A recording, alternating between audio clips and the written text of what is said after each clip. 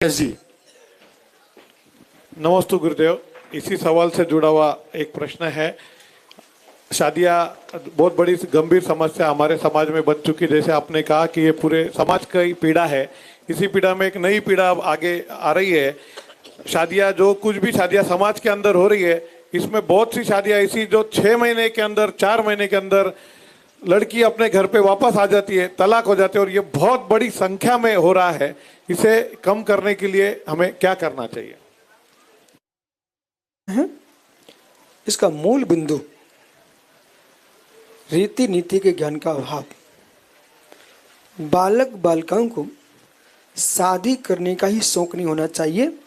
जिन जिन को शादी करना है उन्हें पहले अपने आप को संभालने की विद्या होना चाहिए।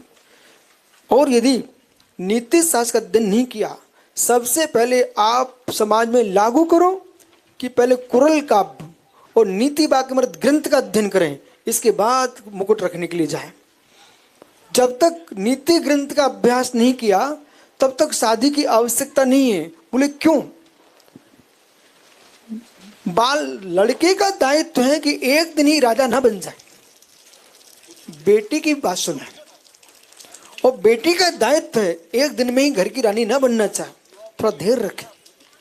ये सासू और ससुर कुछ दिन बाद चले जाएंगे, उस घर के स्वामी आप ही बनेंगे।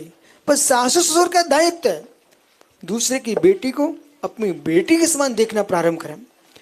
और जो भाई की बहन है, सबसे बिंदु सबसे मूल दायित्व उसका है कि वो अपने भाई के कान ज्यादा ना भरे।